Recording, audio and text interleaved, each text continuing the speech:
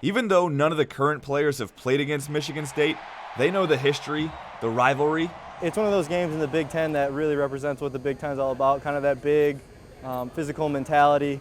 They know what we're going to come with, and we know what they're going to come with, and it's just going to be one of those games where you kind of got to bring a hard hat in your lunch pail and go to work. Both teams are kind of physical football teams, very downhill run oriented, and I know each team's going to bring it, and that's how football is meant to be played, I think.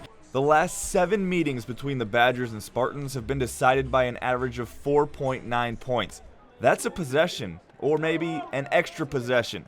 The past few years, Michigan State has been one of the best in the conference at turning teams over.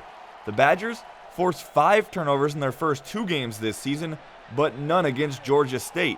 So turnovers have been a big focus area for the defense headed into conference play. As a defense, when you create turnovers, I think the margin of winning becomes a lot higher, and that's something we kind of talked about early in the year. And obviously that creates an opportunity to change games. So that's something that we're always emphasizing, and we always want turnovers when they come. Usually that's a result of technique, getting yourself in the right spots, having good focused eyes. It's really the details of the game, and those things will present themselves. So obviously, got to do a better job there, and we got to emphasize it, which we always will, and hopefully have a couple come our way. For UWBadgers.com, I'm Brandon Spiegel.